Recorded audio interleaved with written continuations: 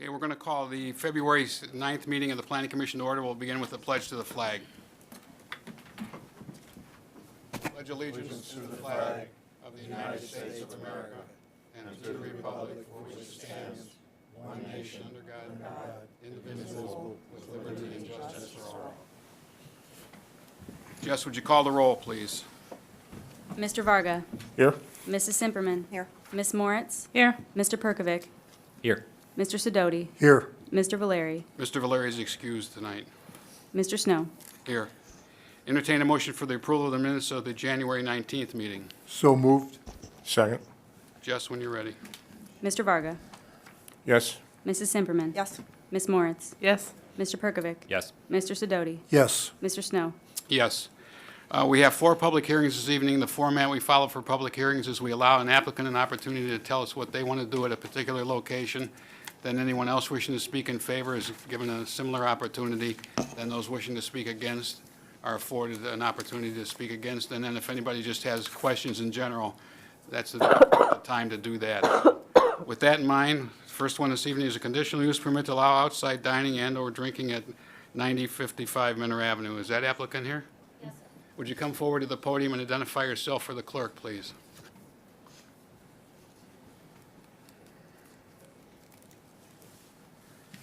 Good evening. I'm Jane Comber, owner at Pacers Sports Bar and Grill at 9055 Menor Avenue. And what do you, Oh, I am requesting a permit to use an existing patio to occupy it. okay. Anyone else wishing to speak in favor? Is there anyone wishing to speak against? Okay, we'll close the public portion. Mr. Spence, any comments from the administration? Yeah, we just, we had some conditions. One, that there be no live music or speakers playing music on the patio after 11 p.m. We won't have that. That area was a problem with noise complaints in the past. I don't know that we had any with the former cabanas, but prior to that, we had several noise complaints, and it was a problem. The police chief recommended that condition be no later than 11 p.m. Okay. And that the applicant will also need to comply with the noise ordinance on the patio. Absolutely, sir. Okay, and you've read the staff report? Yes, sir. So you've seen the conditions that are in there? Yes, sir. And you agree to all those conditions? Yes, sir. Okay. Commission members, any questions for the applicant or the administration? Mr. Chairman, Yes. just a quick question relative to the proposed configuration for the outdoor patio, how it relates to its present configuration. It seems like there might be some material differences between what's been submitted and what it currently looks like. Do you have a comment on that? Is it exactly the same? No, sir, it's the exact same. We have not touched it. We opened up in October and just concentrated on the interior of the building. We have not touched the outside. The only change I was planning on making is not having as many tables and chairs and doing maybe a couch grouping, but, which would be less diners. Right. The bar's Okay. always been there. Mr. Zeman, anything else? Are you fine? Again, the sketch looked a little bit different than existing conditions, but perhaps the stipulation shall be existing conditions remain, with the exception of wherever they may put some additional tables. Okay, that's fine, right? Yes, sir. Okay, commission members, any questions for the applicant? Mr. Sidoti? Thank you. A couple months ago, or about a month ago, when your contractor was here seeking approval for that enclosure next to the cooler. Yes, sir. I raised the issue about the dumpster being open and about the repairs that the rear fence needs. I've noticed since then now the dumpster area has remained closed when it's not in use. That's a good thing, and please Thank continue you. that. Yes, sir. I walked that rear property line this week. You've got about 8 areas on their rear fence that are deteriorated. So I would hope this spring you would put that on top of your list. Take care of them before they become, worse. Absolutely. I've already taken the initiative and had it painted right away. And I do plan on, after the winter, repairing it. Good. I take pride in the building and, and my, Building looks nice. thank you. Thank you, Mr. Chairman. You're welcome. Anything else, commissioners? Mr. Chairman, Mrs. Simperman? there's a condition here that says that all the patio furniture shall be kept clean, and seasonal furniture shall be removed from the outside dining area. Yes, ma'am. So at present, that's not being done. It's all under the canopy. There's none on the deck, on the patio, on the cement. Well, all your tables are on the concrete, and all the chairs are inside of the bar. I'm trying to think. I'm there every day. Okay, I'll take care of it, but I think maybe only one table is out. I'll have to look. I honestly, I'll look for sure. I can't recall offhand. I'm just, the ordinance is that it's supposed to be removed. Absolutely, I will comply. I'm not sure that being in the bar area is actually removing it. Under the canopy? Yeah. I know other businesses do that on Menor Avenue. Okay. So if have we the could address? clarify that, I would appreciate it if that's not allowed, but I will comply with the rules. Okay. And then I had a question about the live dinner music performer. Yes. We've had an issue with that in the past, especially at that locality, in that it starts off with, a small acoustic guitar player, and then it's two acoustic guitar players, and then it's a band, and I'm really concerned about any kind of live music outside. So, We, if I may say, we attract an older crowd. Our business is not late night.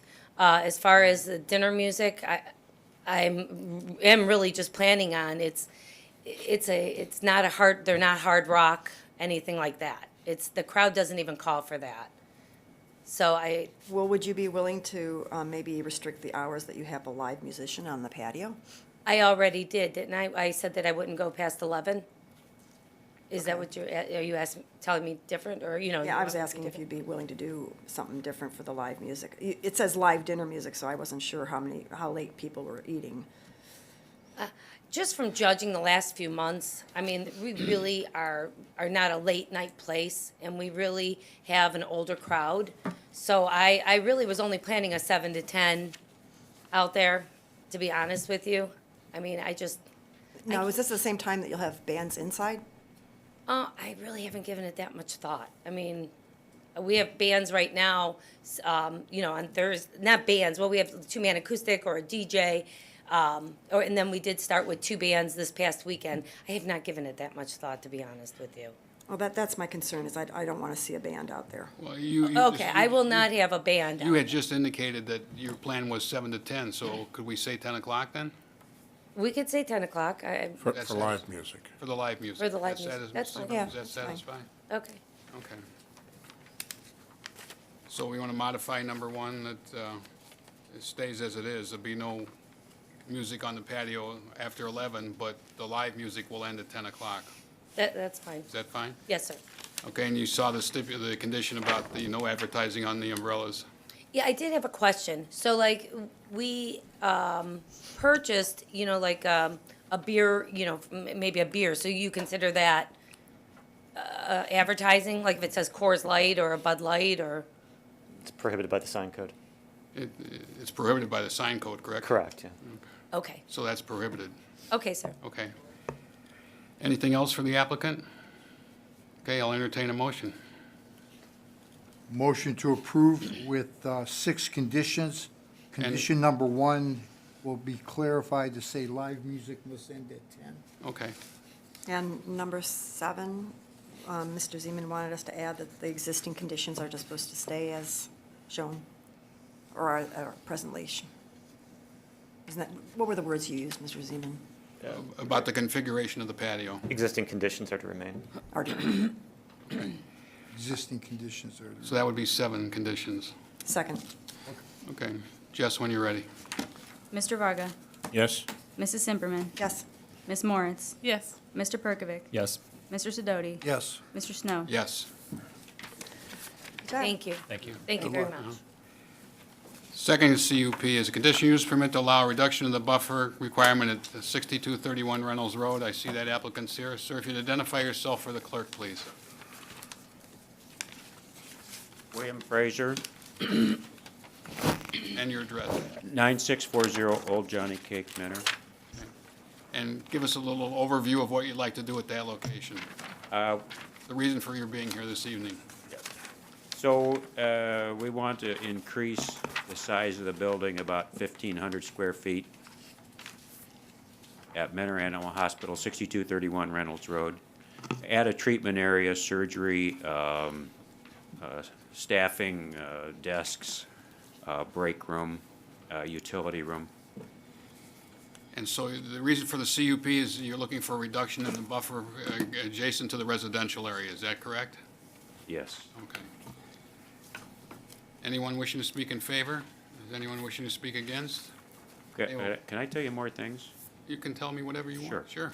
So, in addition to just putting the addition on, I want to change the roof line of the building, so we're going to rework the whole structure. Well, we'll get to the building itself when we come to that item on the agenda. But this evening is just for the reduction of the landscape buffer at this point. Mr. Spence, we close the public portion. Mr. Spence, any comments from the administration? Yeah, we didn't get a landscape plan for the buffer requirements, So, and Doctor, you're going to provide that? Yes, Okay, you'll provide that at some point? yes. Now, I noticed in the staff report, there are some items from a previous CUP that had not been addressed. What about those items? Well, of course, but I'm looking at the CUP, and I believe your name's on it, and I don't see any of that. Here it is. There So was- was surprised to see that, because here it is, and none of that's on there. Okay. Mr. Spence? yeah, there were a couple there was a CUP in 2003,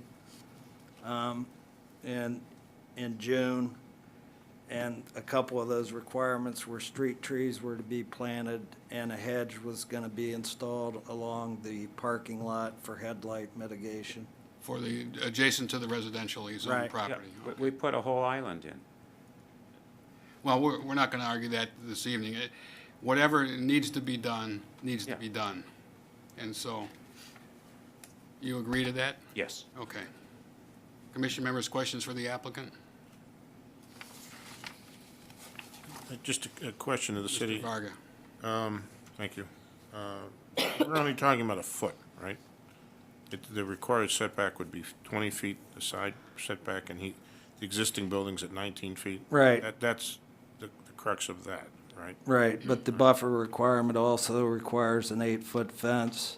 I think we indicated in here that the neighbor wanted a 6-foot fence at the last time, so we could leave the existing 6-foot fence, but the buffer requirement also requires so many plantings per that 100 lineal feet of space.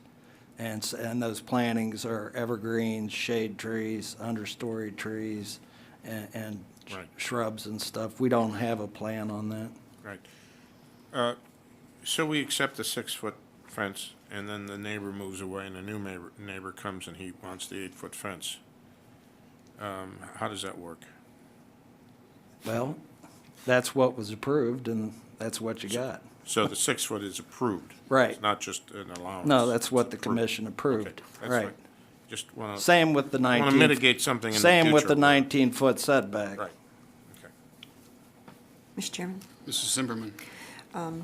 So before, we can vote on having the CUP, or approving the CUP for the buffer, shouldn't we have a landscape plan sitting in front of us? Mr. Spence, what's your thought on that? Technically, you see landscape plans before you approve Okay. the buffer. All right. Okay. I motion to table until a landscape plan has been submitted for the buffer. Is there a second? I'll second that. Okay, Jess, would you call the roll? Mr. Varga? Yes? Mrs. Simperman? Yes. Ms. Moritz? Yes. Mr. Perkovic? Yes. Mr. Sidoti? Yes. Mr. Snow? Yes. Now, I have a question, Mr. Spence, or maybe for Mr. Zeman. There are two more items on the agenda relative to this applicant. What about those items? Can those move forward at this point? It's or kind of should- hard to see. I mean, if they're not severable, in other words, if the reduction in the buffer is something that is outcome determinative relative to, the amended site plan, Okay. it's hard to see how. So But then again, we'll- I don't want to comment that these issues aren't severable. I think that's a little bit more, perhaps something that Mr. Spence could chime in on. Yeah, I think we could review the other items. Okay. I mean, he's just gonna have to bring us back a landscape Okay. plan showing that he meets the buffer requirements or he doesn't meet them. Okay. Sir? Amongst things I'm after is to know is, I mean, it costs me over $1,000 to get this far. If the general opinion is they don't really want a bigger veterinary hospital there, I'd like to know that I don't before think, I I do all don't the think that's the plans. opinion at all. I think the opinion is that you indicated earlier in this process that you would do certain things, and those certain things weren't done. I don't think we're saying that. I would go back to the document I was sent, Well- that they're not on, so.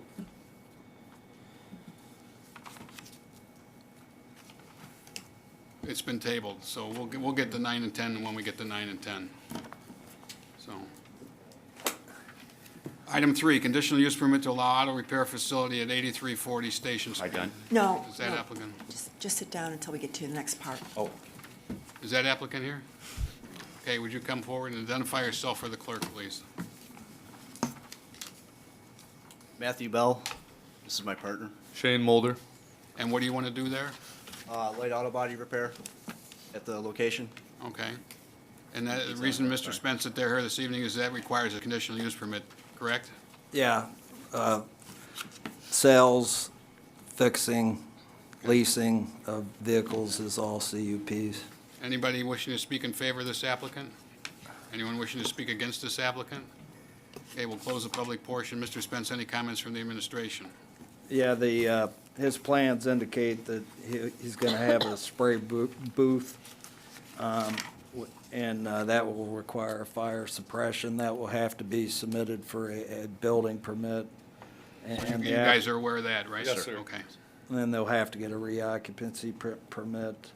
The other thing, the existing parking lot is not in great condition and should probably be striped and maybe Are you repaired. guys a landlord or are you guys renting? Renting. Okay, so you'll have to deal with the landlord on that to get him to take care of that, I suspect. I'm sure we're gonna end up, we'll stripe it ourselves. Okay. And we're aware of that. We got that already in the letter we have, but we're gonna probably have to wait till the weather's, agreeable. Right. We're gonna have to power wash the concrete so we can properly paint it. Okay. I'm sorry, go ahead. That's good. Okay. Commission members, questions for the applicant or the administration? I just have one question. Mr. Varga? It's kind of a funny place where this is located. Do you plan on putting up any kind of sign or signage? Because the only place you can see it from is the bridge, and Just that's becomes problematic is to work on the sign. No, just word of mouth? word of mouth. We already have existing customer base too. I've Fine. been doing body work for a bunch of individuals for a while, and they're really gonna be our initial customer base, so advertising isn't really, Okay, that's fine. I just was Yes, kind of anticipating that if nobody knew you were there, that might be a Right. business problem. Okay. Okay, Mr. Sidoti, did you have a question? Yes, Mr. Chairman. Your paint booth, is that a permanent station or is it a portable paint booth? permanent. So it's going to stay right in that location? Yes, sir. Okay. As you know, the emission of paints and solvents is regulated by the Ohio EPA. Absolutely. You have to go through a process to obtain certain permits to install and to, you Yes, sir. okay, good. Yeah, the unit's all filtered and self-contained, so. Any leftover paint booth filters and leftover paint, how do you dispose of it? Is that under hazardous disposal or? It is, all the filters, those will have to be, disposed of accordingly with, waste management. I believe you can go to the landfill and they have proper disposal for that. You can't just throw it out on the curb. But, as far as the filters go, they're rarely, not rarely changed, but for as often as they're changed, it won't be something that we'll be needing to throw in a dumpster on like a weekly or monthly basis. And as far as paint goes, you pre-mix your paint according to what you need. So you don't really have exactly waste, because it's generally the paint we'll use will be in 3 parts. So we'll mix up what we need as we go along, and we won't really have paint we'll be needing to liquid paint we'll be needing to dump. Is this kind of operation subject to periodic inspections by the state? To be honest, I'm not 100% positive on that. I'll have to look into that. Where are you operating now? As far as body work goes, I utilize a friend of mine's paint booth, Raystar in East Lake. I'm doing very light work right now, so we're not operating at full scale at the moment. Kind of in limbo. Yeah. Thank you. Okay. Anything else, Mr. Spence? Nope. Okay, anything else, commissioners? You read the staff report, you've seen the 7 conditions that are listed there, correct? Yes, sir. And you comply with all those 7? The striping, we haven't been able to do that yet, but yeah, we will. I know, comply. but I mean, you'll get to that point. Yes, sir. When the weather Yes, breaks, Absolutely, right? Yes, sir. So those 7 items you agree to? yes. Yes. Okay, good. Mr. Chairman, should we put a date on the striping, like end of May? If you want to put a date in there, put a date in there. Do you think it'll be done? I can agree with end of May. I have to imagine we'll have a long enough break in the weather by then. Then we'll just add that to condition 6, that the striping will be done by May 31st, 2017. Agreeable? Absolutely. Okay, good. Motion to approve with 7 conditions. Is there a second? Second. Jess, when you're ready. Mr. Varga, Yes? Mrs. Simperman, Yes. Ms. Moritz, Yes. Mr. Perkovic, Yes. Mr. Sidoti, Yes. Mr. Snow. Yes. Good luck. Thank luck. you. Good luck. Item 4, conditional use permit to allow off-site storage of vehicles offered at wholesale at 6975 Frotchy Court. I see that applicant's here, so if you'd identify yourself for the clerk, we'd appreciate it. Jim Brown, Classic Automotive Group. And what do we want to do there, Mr. Brown? We took down the concrete batch plant back in the summer. We want to store some cars from the Okay. campus onto that piece of property. Okay. Anyone wishing to speak in favor? Anyone wishing to speak against? Okay, we'll close the public portion. Mr. Spence, any comments from the administration? Yeah, there's an existing gravel access drive, and a little bit of the rear parking is gravel. If that is going to be used in daily operations, I would request that it be paved. If they're not going to use that area, then It will be used and paved. Okay. So there are 9 conditions, rather, in the CUP. You agree to all those 9 conditions? Yes. Okay. Commission members, questions for the applicant? Mr. Commissioner? Or Mr. Chairman? Varga? Just so I understand, these are new cars. Correct. This is basically going to be a drop, where the auto trucks come in, they're going to drop the trucks off here? No. Rather than at the dealerships? No. No? Dropped off the dealership, and then if space is required, we'll move the cars to that location. Okay, so it's just a holding Correct. location, and there won't be any truck traffic No truck to this traffic. location, that you'll just drive the cars? No customer traffic, no truck No traffic. customer traffic, no truck traffic? Correct. Okay, thank you. Okay. Mr. Chairman. Mr. Sidoti? Yeah, Mr. Brown, I noticed you have cars also parked on the Ohio rural gas property, sort of behind it to the side. Is that a permanent or temporary? Temporary. Temporary. We rent that space. Moment. Thank you, Mr. Okay. Mr. Chairman, Mrs. Simperman? I wasn't sure if I understood you correctly. You're going to be paving the gravel area? Yes. All the gravel area? Okay. Correct. And so if we make that a condition, that's okay with you? Absolutely. Okay. Any other questions? Entertain a motion. Motion to approve with 10 conditions, the 10th one being that the gravel area as seen on the site plan will be paved with Right. asphalt or concrete. You want to add in also the access drive going to the dealership? Well, that's all the that's all the gravel area. Do you want a date? Yeah, what kind of a date would you like?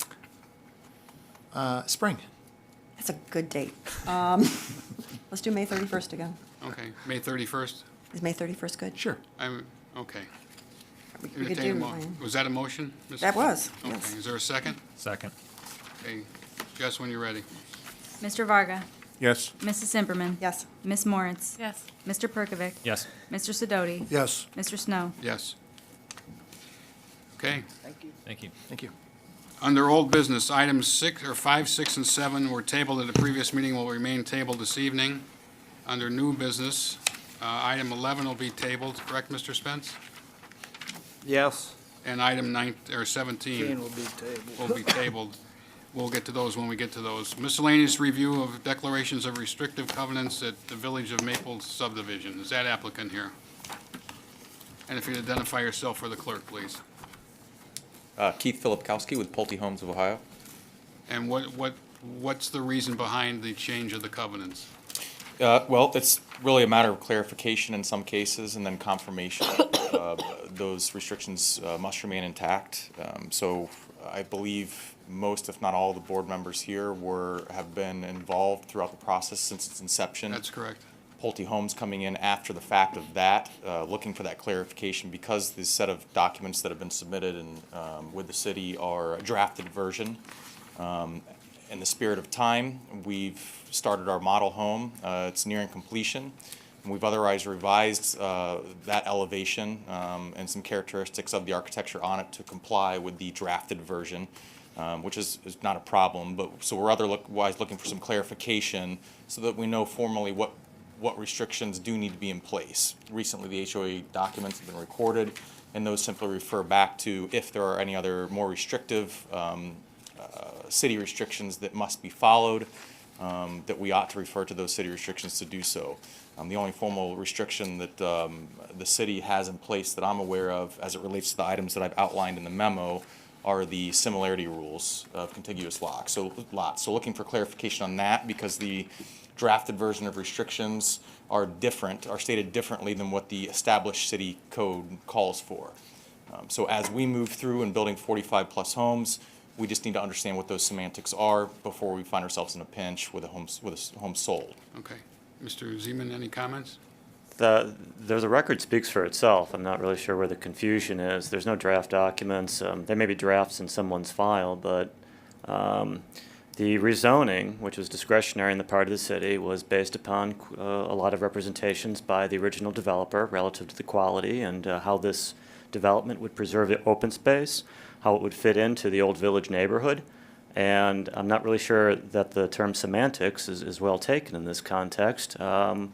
We think the conditions that were placed on this rezoning are very clear. So if we want to go back to square one, I suppose we could talk about other issues of concern to the city, such as increasing the amount of open space and other things that were the product of a considerable amount of discussion in the public record, both in front of this planning commission and this council. Now, it doesn't mean that if some unknown conditions, happen, or if there's some, external change in circumstances that require things to be revisited, that would be fine. But I'm not really sure what it is the planning commission is being asked, except to renegotiate, or I'm just not sure. I've seen the letter dated February 9th, 2017, and what I saw here was requests to basically modify the conditions that were placed on this rezoning and approved development plan. Now, unless there's been some change in circumstances that have not been called to the city's attention and this commission's attention, I'm not really sure why we're revisiting this issue any more than the city would revisit the issue of open space or anything else that were of concern to it and its citizens. Okay. Comments? I guess I would say certainly not intending to be offensive at all.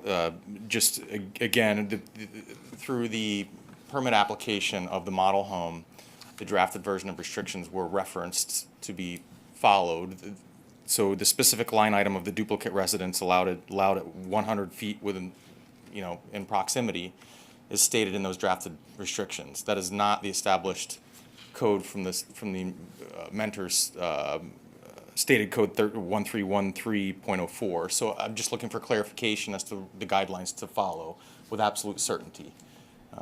So the covenants on that development, the village of Maple Street, are a little more restrictive?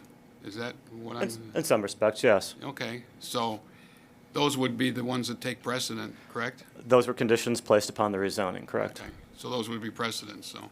I don't necessarily think there's a conflict between the city's code and what those are.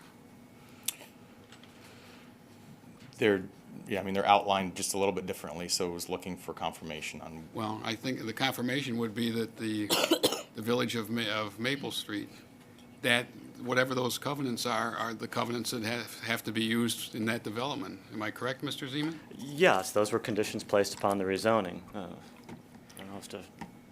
So I think that would be the clarification. You follow those, and that's the clarification. Okay.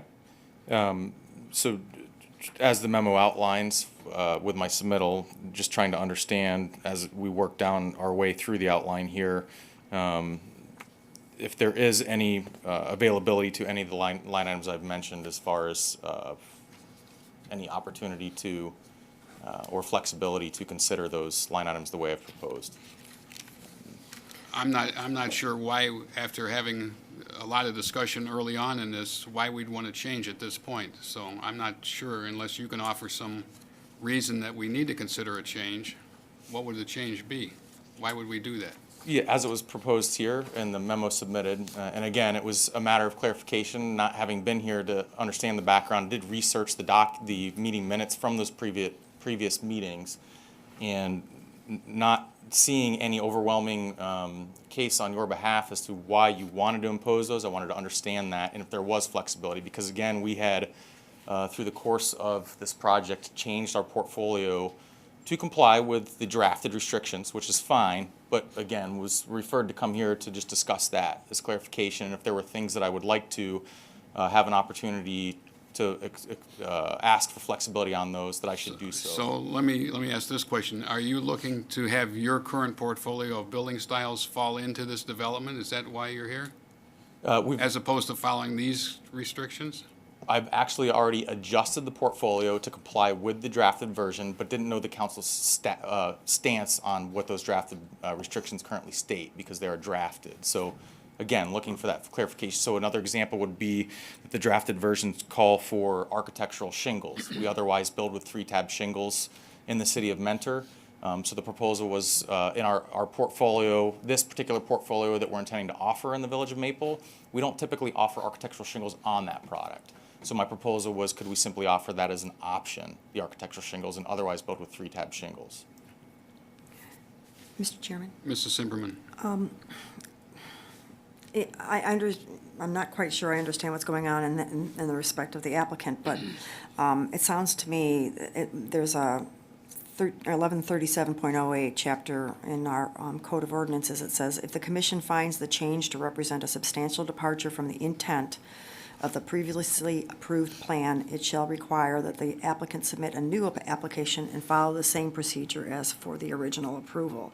And I know we were given some building elevations to look at and, proposed houses, and that's what we were voting on. So to me, what you're proposing right now, we're going back to square one. And I would have to be inclined to say that what you're proposing is a substantial departure from what we voted on.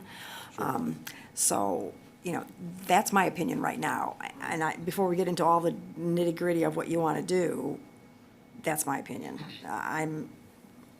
We voted on it, we talked about it, it's gone through council.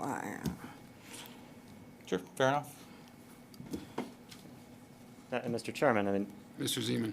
a lot of these, as Ms. Simperman indicated, a lot of these were developer-initiated.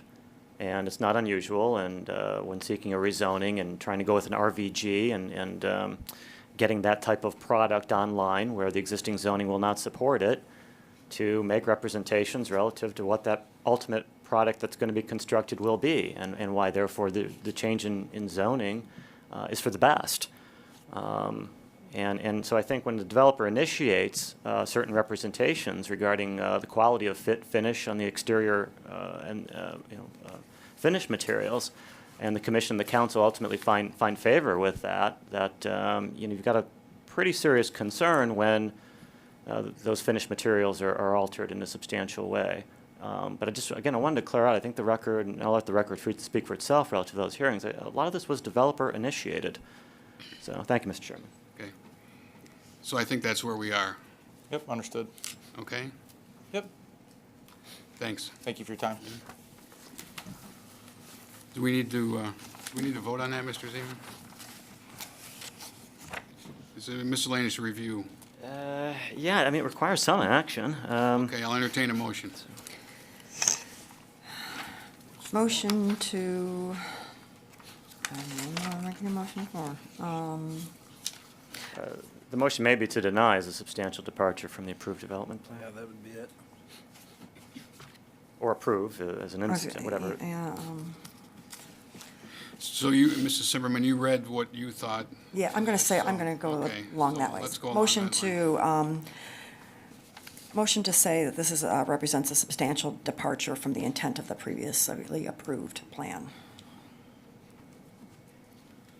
Is that good? That would work, except now I need to ask the question, do we need an affirmative or a negative vote on that? Motion to approve. I believe an affirmative vote would be that it is a substantial departure. Right. Okay, just wanted to clarify that. I agree. Okay, is there a second? I'll second. Jess, when you're ready. Mr. Varga, Yes. Mrs. Simperman, Yes. Ms. Moritz, Yes. Mr. Perkovic, Yes. Mr. Sidoti, Yes. Mr. Snow. Yes. Okay, item 9, miscellaneous review of amendment to a conditional use permit at 6231 Reynolds. I see the dock is back.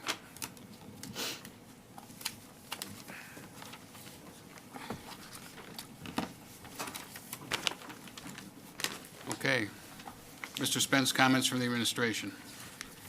Yeah, let's see, the amended conditions, we kept the same ones. We did notice that,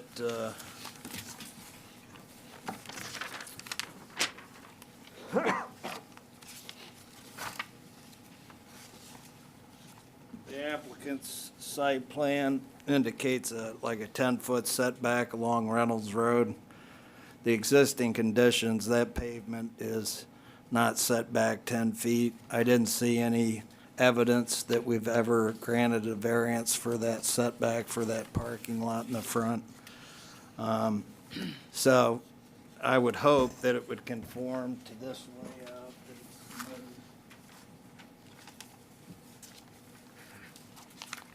Which shows a 10-foot setback. And then the other issue is relative to the drive going to the back of the property is 14 feet.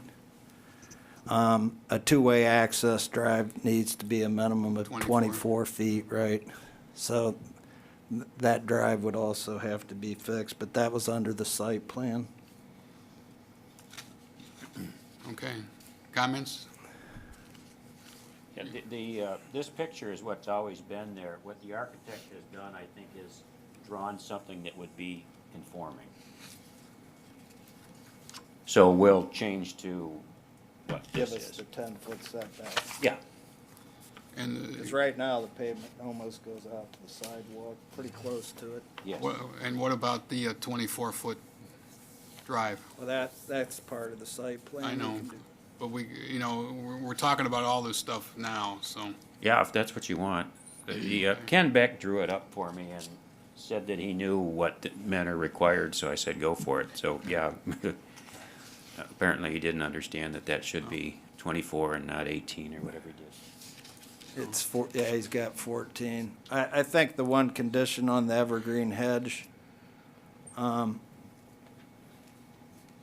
along the north side of the parking lot, I think that could be eliminated. I think he is right with this mound. He's got evergreens installed in that landscape bed there. That probably provides plenty of headlight mitigation. Okay. So Okay. I would be agreeable to getting rid of that condition. Okay. Commissioners, questions for the applicant or the administration? If you have any questions of verses 9 and 10 here, let's get them both out since they're adjacent applications here. Mr. Chairman, Mrs. Simperman? I had a couple of questions. Do you have any building materials with you, samples? No. Oh, It's vinyl siding right now. Yeah, well, that's what's on there now, but what we're gonna do is replace that with a cultured stone product on the bottom, on the lower half of the building, and then new vinyl on the, above it. So it'll be a little more contemporary look. You see what new commercials being done, rather than just vinyl from roof to ground. See, generally in the final site plan, we need to see building samples. So that's, I'm sure, why Mrs. Simperman asked the question, is it not? oh, yes, absolutely. So, Well, he's got to bring a landscape plan to us, So so he can maybe bring we the building get the materials. building samples with that submittal.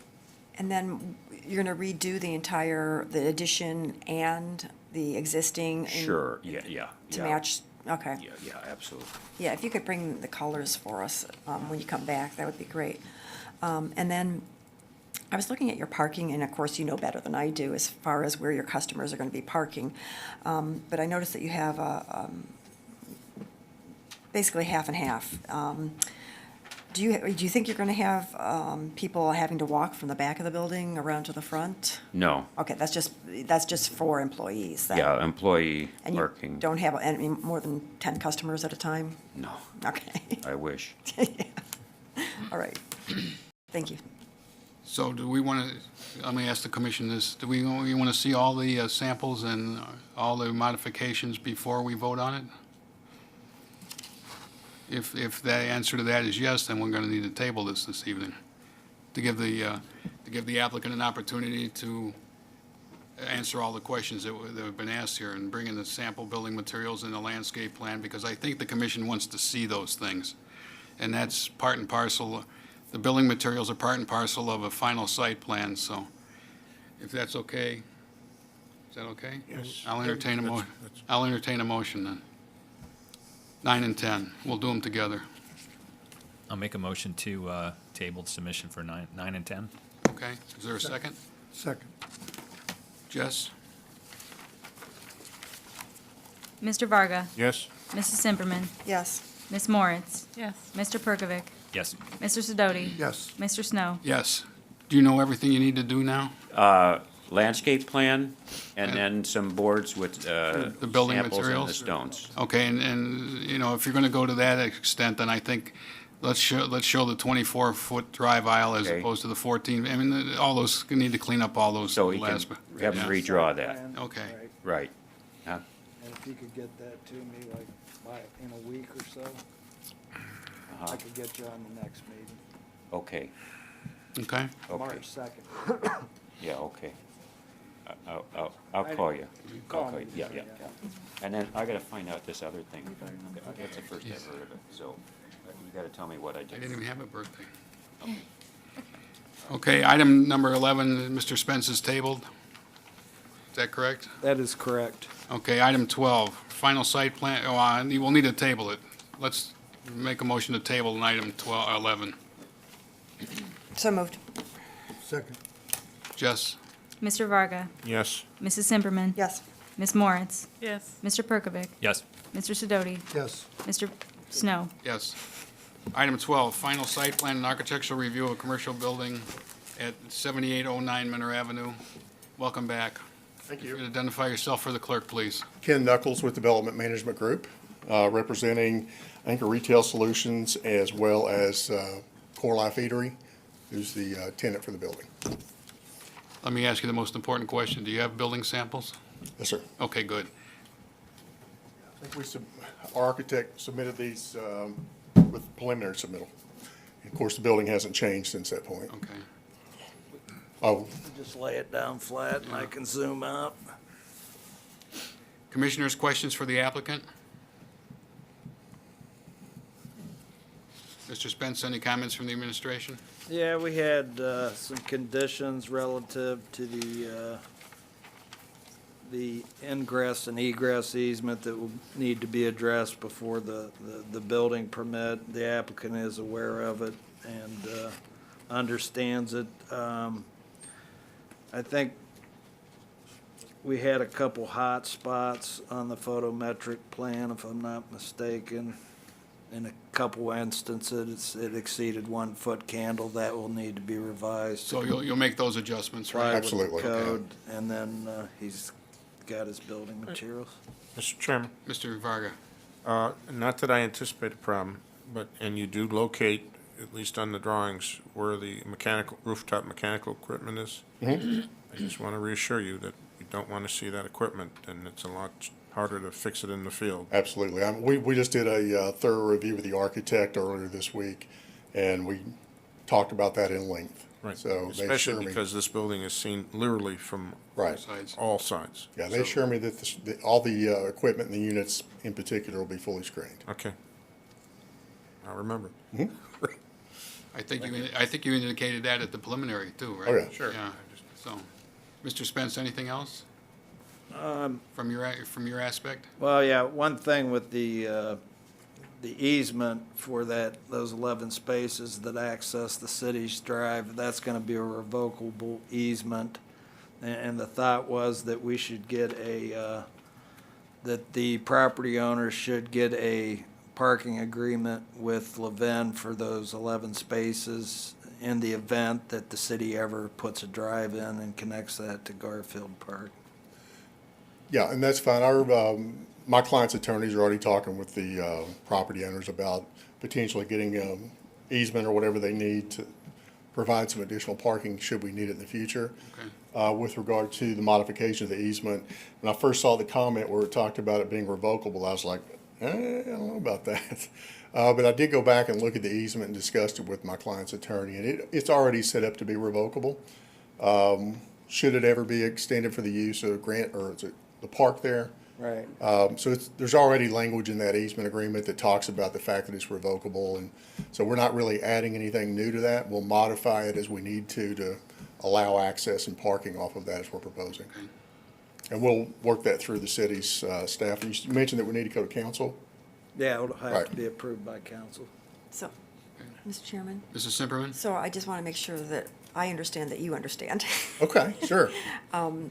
That you're going to go ahead and get an easement for 11 spaces now, not in the future No, when it It happens. wouldn't do us any good to not do it now. Okay, all right, thank you. Yeah, we're already in the process of discussing that and finding out what they need to secure that. I was just worried, 5 years from now, then yeah. Our tenant would not be happy. Yeah. So. Mr. Chairman? Mr. Varga? I had one other thing I forgot to ask before. In the construction documents and the elevations that are shown, you just have areas for signage that are blocked out. You don't have any signage in those documents. But you do have this document here that was presented that shows signage on the exterior of the building. Is this what is being proposed? I think the intent, that must be from an existing location clearly, but Yeah. we are showing areas of where the signage would likely be. That's up to the tenant to get his permits and all that he needs to. They'll install their own signage. So we're not applying or requesting approval for any kind of signage. Will they be coming to the city for a signage The permit? administration So approves the they'll sign. look at it again? Right, That's they'll all I'm- have, it's a separate sign permits required and reviewed for it. Not part of the building permit, that's why it's Right. shown. Yeah, it's a separate permit. I just didn't want surprises, Yeah, and unknowns. Yeah, and again, I mean, based off our understanding of what the zoning ordinance allows for wall signage, we've anticipated and discussed with the tenant where they would likely want wall signage, and we've made appropriations for electric and things to be in those locations. So they're fully responsible for putting up their own signage. Okay, thank you. Mr. Varga? Yes. Chairman? Go ahead. We had some provision back when the subdivision was approved. Levin needed a variance, so the out parcels don't have freestanding signs. They co-locate on the existing Levin, so there'll be an additional sign panel for the core life. But obviously, I think with its visibility, the wall signage should be really, really adequate for its Right. purposes. Just so you're aware of that. Yeah, it was just that on the working drawings, the permit drawings, it just blocked out, didn't show what the graphic Right. was. And they did provide this document. I just wanted to see if the two Yeah, I think the corresponded. intent of that one was to maybe just show you one that's been constructed, so you can kind of compare some of the building materials and other things that we were proposing here, just to kind of see how that actually looked. Okay, thank you. Okay. Anything else, commissioners? Okay, entertain a motion. Motion to approve with 7 conditions. Is there a second? Second, Jess, when you're ready. Mr. Varga? yes. Mrs. Simperman? Yes. Ms. Moritz? Yes. Mr. Perkovic? Yes. Mr. Sidoti? Yes. Mr. Snow? Yes. Okay, Thank you. okay. Thank you very much. Item 13, preliminary subdivision of an industrial subdivision at Justin Way and the permanent parcel numbers that are listed. Give me 1 second. That's okay. Okay, if you didn't identify yourself for the clerk, please. David Tycast, IRG Realty Advisors, property owner. David Kane, Albin Surveying. Okay. So what do you want to do there? You're Look- finally going to cut it up, right? Looking to extend Justin Way around to the back and take advantage of all that vacant land that's been sitting there for so many years. Okay. Mr. Spence, comments from the administration. No, we've had some meetings with them, and they would just need to address the conditions in the preliminary subdivision for the final. I think one condition we had was the condition waived the 600 feet length. because there, because there's no other way. there's no other way. So, Commissioners, do you have questions of the administration or the applicant? Mr. Chairman, Mrs. Simperman? do we need to talk about the city engineer's comment regarding sidewalks? Absolutely. Yeah, you I could. think we do.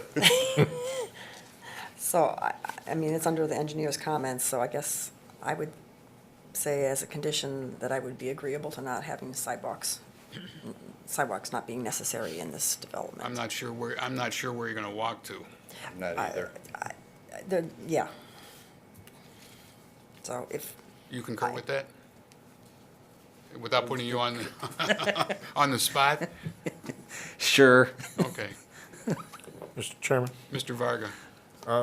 Especially because of the length of the drive and the fact that there's a cul-de-sac at the end, has the city reviewed the size of that cul-de-sac? Because any large vehicles will have to turn at that. Yeah, there's I I think mean, the. it looks small on the plan, that's the only. No, it'll have to meet the subdivision code requirements for streets. I think the diameter, or it's 140-foot diameter. I think the pavement's 120 feet. So, yeah, it'll have to meet. I'm mostly concerned, I mean, with the fact that there's gonna be large truck traffic there, and that it might be suggested that it be larger than the standard cul-de-sac, that, the fire department needs to turn their big vehicles. There may be semis and stuff driving into this thing that may have to turn. Yeah, it'll be designed to at least meet the WB50, which is a large, semi-trailer. All right, but that was the one thing I noticed. It looks small, but then it's such a big piece of property. But I was just concerned that maybe it might need to be larger than the standard just because of the kind of traffic, the truck traffic you're gonna have.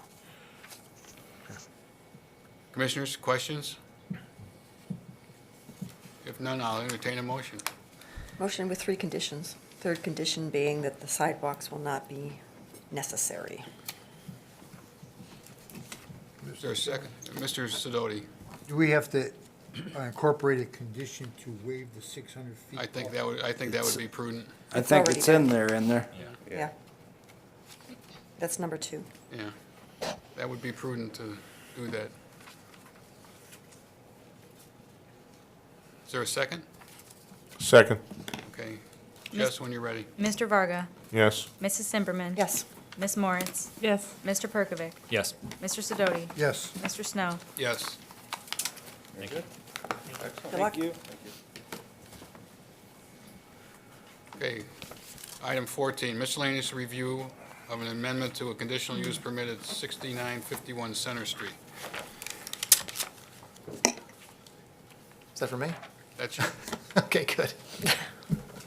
you got so many of those Center Street addresses, it's tough to keep track of them, right? Yeah, Mr. It's a nightmare. This, what we were doing for this conditional use permit was just we've put all his autos in classic auto group. And there were some other conditions that we got rid of, so he'll have 2 conditions on this existing CUP for the Mazda dealership. Okay. So we- And then the next item Will be is the the building. re-imaging. Yeah. We might as well talk about them both, since you're up here, Sounds good. and there are adjacent items on the agenda, Yes. so we can do that. So give us a little overview of what you want to do at the Mazda store. So that's Mazda's Here comes the rest of the expectation posse, I see now. of all dealers in the country. They want this new generation look. And And so they here- take your here- brand if you here don't do are. it, so we're, at the mercy of Mazda and everybody else, so. Okay. It's just the next step So- to our image. Why don't you take a step back and let the architects or the engineers come up and show us the proposal? I'm Mike Christ with Vocon Design, the architects. I'm Kurt Hansen with Tally CM. I'm the owner's rep. And Chuck Zooks from Polaris Engineering. There you go. Would you prefer to start with the site layout or the building itself? Well, you can start with the site That'll determine who layout. starts talking. Site layout. Site layout's good.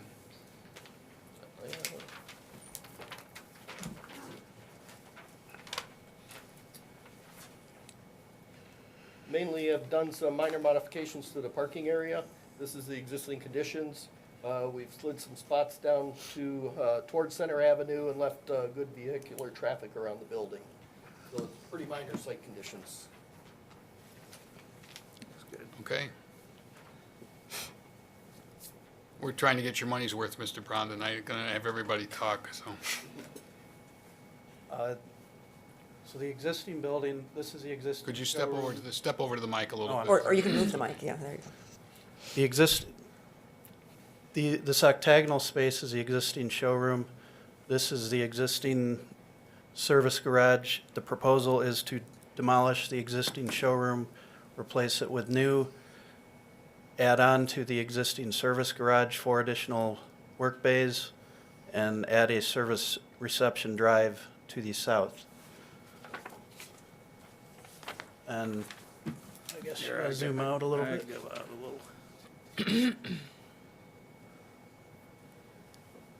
And these are the colored elevation renderings. This one is the front. It's all metal panel and clear glass. To the right is the service reception drive, which is also depicted here, and this is the side elevation, rear elevation. It's all the same material, white metal panel above black masonry. And then this back here would be the existing service garage with the addition. And since the masonry, that's existing masonry, the addition would also be masonry. And since we do not think we can match the color of 80s masonry, we're going to paint all of it to be the same color, which is gray. Okay, And we do have a material board here. okay. Mr. Spence, any comments? Nope. No. Commissioners, any comments? Questions? I have one question about the plan. I noticed the showroom in the front has 2 access doors. I guess that's to the east side. That you access from an adjacent property. Now, I know Classic owns everything between here and Madison, but it's conceivable, right up at the top, those 2 access doors, right, I think you use to get your vehicles into the showroom, you actually have access from the adjacent property. Is that an issue? Do you need an easement, even though you own both properties? No, they don't. If they were ever going to transfer that corner lot for whatever reason, obviously part of the condition of sale would be to reserve some easement rights, but it's all under common ownership. They can do It as is they- now, I understand. Correct. They're separate properties. They're separate properties, but again, under common ownership, so you can't have an easement to yourself, basically, is how it is. There's, what happens is once there's unity of ownership, the easement would extinguish.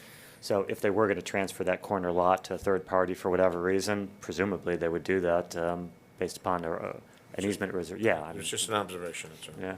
But it's a great observation, but in this particular instance, seems incredibly Doesn't make safe to keep it without. Okay, Okay. thank you. Anything else, Commissioners? Mr. Chairman, Mrs. Simperman? HVAC. Yes, that's something we wanted to discuss with you as well.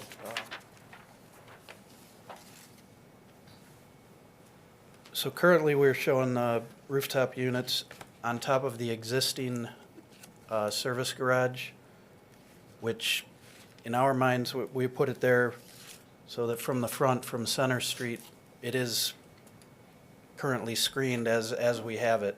So we're looking for clarification on the one comment as far as that it would need to be screened, I guess. It would need to be screened. So basically the sides and the rear as well? We don't want to see it. Gotcha. I mean, I'm not picking on you, but I mean, No, that's been consistent, and Mr. Zooks can attest to that. I mean, he's been here enough times to know that that's what we look for. We don't want to see it. Mr. Spence? I think what they did at classic Ford and Lincoln, they did individual shields around those so you can't see them. Instead of putting up a parapet wall the whole way, they just put individual screens that. The fit. types that attach to the RTUs themselves? Yeah, they have ones that don't go into the roof itself, so you get leaks. Okay. And then if we're kind of in the middle of coordination with structural.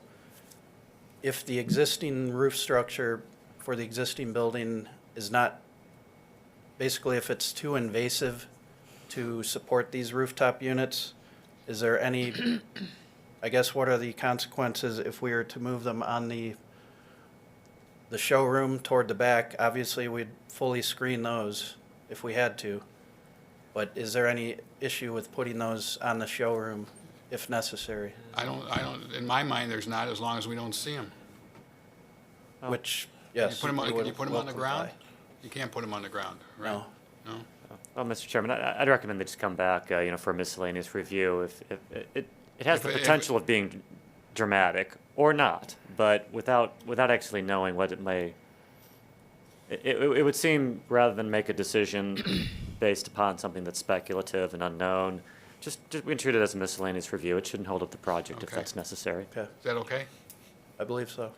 And, Mr. Chairman? Mr. and Varga? Just for clarification, I think it reads, or our practice is that we're looking for something 6 inches higher than the highest element in the heating unit, or the mechanical unit, just so that there's no chance of seeing stuff, so. Perfect.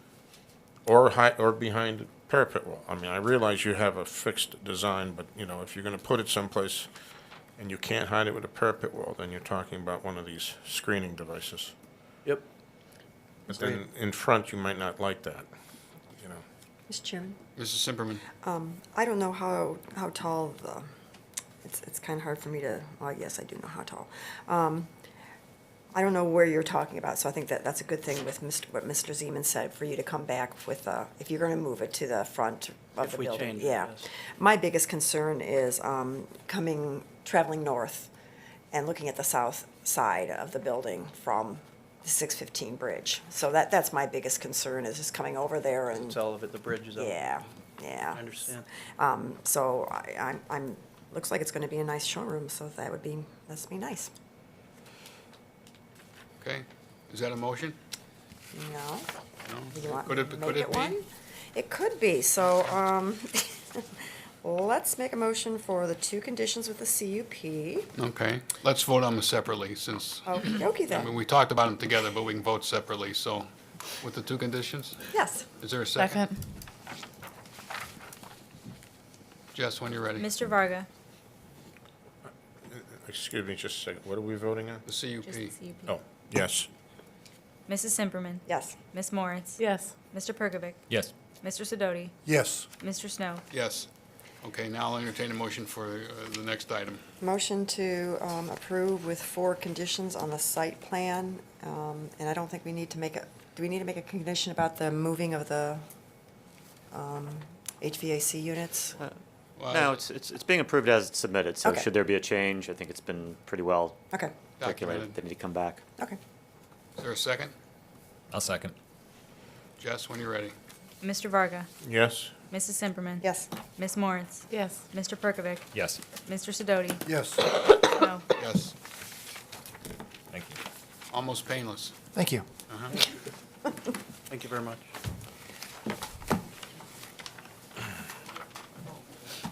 Architecture review region, oh, we did that. Architecture review of an industrial building at 80 or 6300 Tin Man. We're finally ready here, huh? That's right. That's mine. Good evening. Yeah, it's Been a long been a little while. My name is Jamie Schaefer. I am the project engineer for Denortec. First, I want to thank you guys for your time this evening. I have here with me Jeff Bogart, who is Denortec's owner's rep, and Pat Thornton, who is our architect. A few words, as you had said, it's been a little while since we've been here, so just a little bit of a review. certainly a big project for us, a complex project, and so we've kind of taken this in multiple phases. The project at hand consists of a building that we're building, 130,000 square feet at the Tin Man site. The involvement, in addition for us, in addition to building the building, is also the purchase of custom equipment and the relocation of our current facility. As I had said, it's a very complex project. We've been planning it for many years now. And due to this complexity, you know, we came previously and got the approval on the site development, or the site portion. So we're here now for the architectural review. We've worked as a team between Denora-Tech, our architect and owner's representative, certainly to make sure that we have a very good looking building, and worked very hard at this. So I think that all in all, you guys are going to be pleased at what we have to present. And with that, I'd like to turn it over to our architect so that he can show you what we have. Hi, my name is Pat Thornton with 6-1 Incorporated Architects and Engineers. We've been the shell, we're going to call it the shell package architect for the project, right? Right. Working in conjunction with, sorry. Is it upside down there? Okay. Well, I get to look at it my perspective. That's excellent. As Jamie said, you know, we've got a 130,000 square foot industrial building. We have designed the building to be as attractive as possible within the setting. The materials, which we do have samples of, by the way, so we can take care of that. Materials generally consist of a 10-foot high precast concrete panel around the entire perimeter at the base, and then a combination of vertical metal panels in the industrial, general industrial areas around the majority of the building, and then at the office area, here in the center, we've gone to a little more fine-lined horizontal metal panel in order to accentuate the office space. We can go through the materials here in a second, but generally we have clear anodized aluminum storefront and windows with a gray tinted glass, which was just selected today. And there is one area around the rear of the building which utilizes some split face and smooth face concrete block housing mechanical and electrical equipment. Electrical processes. So with that, we'll reveal I apologize, I didn't realize that the glare on I'd have done it on the cheap paper, but I knew the glare was going to be a problem. I would have saved myself a couple of dollars. So we have some visuals here, we have some physical samples as well. Our horizontal metal panel will be in what is called the Tundra color. This is an example of the panel, but not necessarily the color. The colors are represented here on the manufacturer's sample.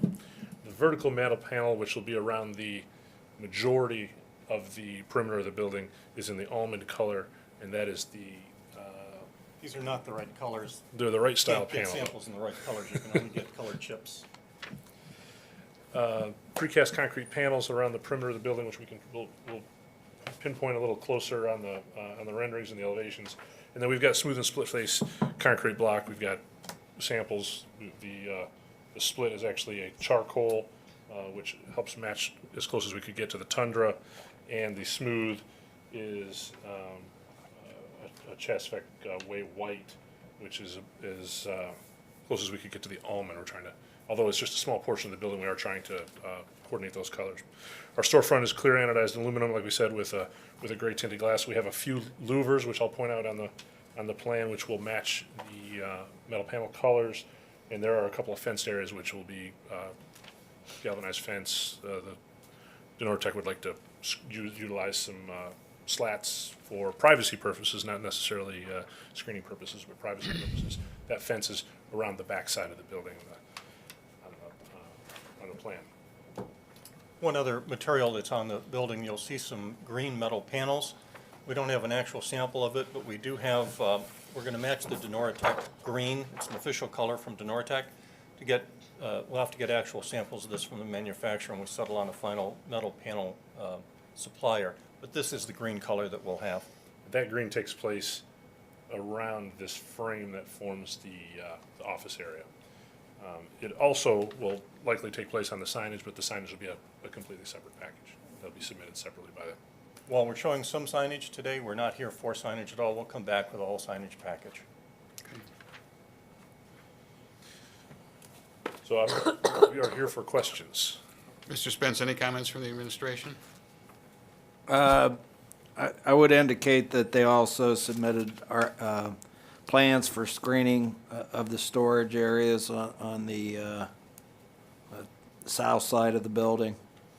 And they're using some, I think, some metal panels there and fencing. And then they have some uncovered storage areas. There will be an existing mound along the railroad tracks that'll be, I think, 30-some feet high. And then the other mound over by Orbis will be 10 feet high. Okay. Commissioners, any questions for the applicant or the administration? I have a question about the samples. If you could get the color thing back.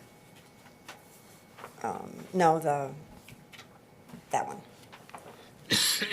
So the gray is going to be horizontal.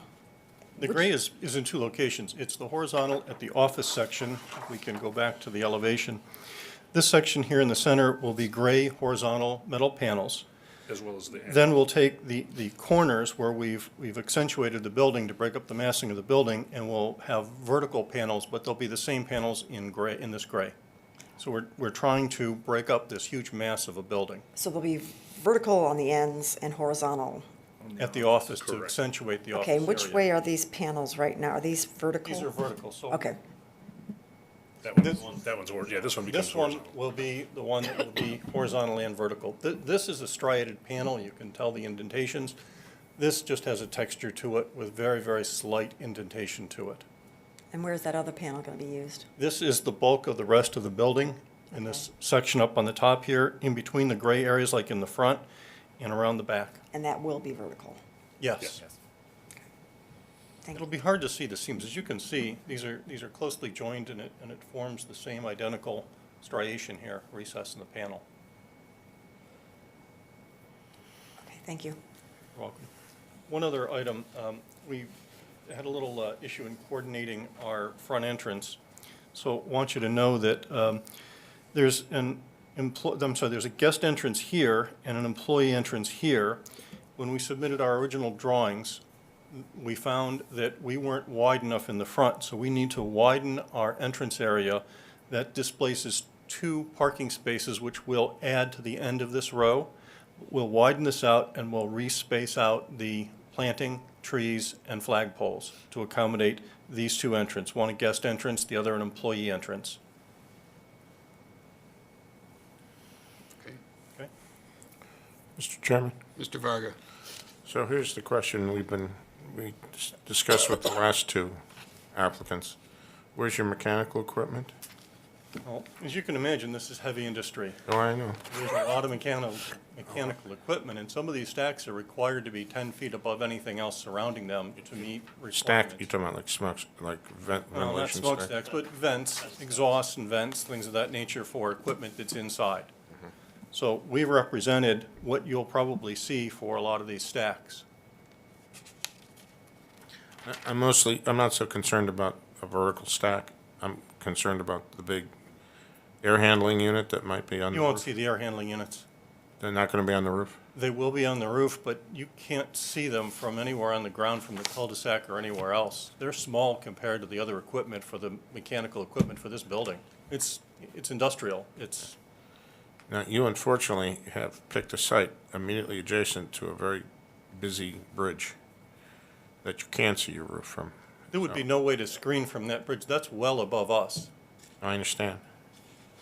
Does the city have a response or I reaction don't to know, that? there's nothing you can do about the overpass if you're looking down at it, I mean. So I'm not trying to put you in a hard place, I'm just discussing it. So is there any shielding of any of this equipment? But No, you're there- saying there- that there because of the isn't. It size would- of the building? It would be like putting lipstick on a pig at this point. I No. mean, it really would be. No, but it's important, you know that we focus on this, and Yes, we've I discussed it. understand. And so we're just being consistent in trying to Yes. talk to you about it also. So you're suggesting that from any of the adjacent locations on ground level, not on the bridge, you wouldn't be able to see this equipment except for things that are stacks that are vents and things like that, that obviously are vertical elements. The images that you're seeing here are, all the rooftop equipment, the complete package is actually modeled into this model, and So it's a Revit kind model. of seeing about what you're gonna see from ground level, frankly, from some pretty far distances. Because that's what it takes to get a 520-foot long building into an image. We have to pull the camera back quite a ways. But you can see, we actually do have, well, it's a little bit hard to see at this scale, but, you know, we have modeled everything, and most of the big equipment really sits quite a ways towards the center of the building, making it very difficult to see from the ground perspective. There's more than 50 pieces of equipment on the roof. I understand.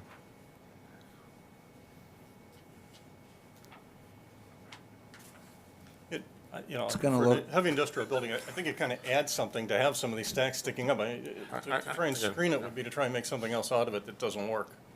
So from this image we're looking at right here, close by, these little bumps on the elevation, that might be the top of some equipment that's sticking up. Yes. Okay, anything else? Mr. Sidoti?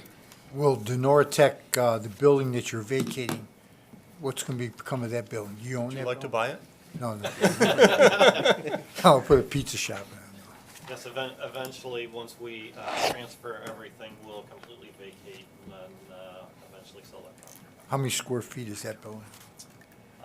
Approximately 75,000 square feet, I believe. So this is a big expansion. Yes, it is. Okay, Thank you, Mr. I'll entertain a motion. Anybody at all? I'll don't make a have a motion motion. to approve with one condition. Okay, is there a second? Second. Jess, when you're ready. Mr. Varga, Yes. Mrs. Simperman, Yes. Ms. Moritz. Yes. Mr. Perkovic, Yes. Mr. Sidoti, Yes. Mr. Snow. Yes. It's been a long task, hasn't it? It has been. We thank you for your patience and understanding, and we still have a long way to go yet. We have, as you Understand. know, we're doing some site work. We have not gotten to the point of being able to construct the building yet. Gotcha. We'll get there, though. Will we be seeing you again? Well, you'll see us for signage, and I think No, that's. we won't see, we won't see Do you. that administratively. Oh, then I don't think you'll see us again. Well, What's your projection for groundbreaking? April 1st or May- thereabouts, Maybe for grand opening, you might invite Yes. them. Yeah. Yeah, don't forget us on that. 2018. Okay. Thank you. Item 17, I'll entertain a motion to table. Motion to table. Second. Jess? Mr. Varga, Yes. Mrs. Simperman, Yes. Ms. Moritz. Yes. Mr. Perkovic, Yes. Mr. Sidoti, Yes. Mr. Snow. Yes. Item 18, final site plan architectural review of a commercial building at 7418 Menor Avenue. I see that applicant's here, so come on down. Hi, thank you for having us back. I'm Chris Westbrook with Langen Engineering on behalf of the applicant, AutoZone, and Noosa Bistro, coming for final site plan for the proposed AutoZone. So all the questions we had at the preliminary have been answered. Yes, Correct? I believe we have answered them. We've received the staff report, and we don't have any issues with any of the conditions that were listed. Okay, Mr. Spence, any comments that you may have? Yeah, I think we put about adding a decorative cornice to the top of the building. Yes, we will comply with that. Is there any neon? Is there any neon? There is not any neon, no. Okay, good. Okay. Commissioners, questions? Hearing none, I'll entertain a motion. Oh, Just wanted to make sure. Thought we had it handled. That's okay, I'm here. Mr. Chairman. I just wanted to make sure that the photometric plan, you saw the comments from the Yes, city. yes, that was just an error. They, Okay. they actually revised the calculations, and yeah, we'll comply. Okay, great. Motion to approve with 5 conditions. Very good. Is there a second? I'll second. Mr. Yes. Varga, Yes. Mrs. Simperman. Yes. Ms. Moritz. Yes. Mr. Perkovic, Yes. Mr. Sidoti. Yes. Mr. Snow. Yes. That was easy. Hey, Thank you. piece of cake, thank you. Director's report? Nothing? Entertain a motion to adjourn. Motion to adjourn. Second.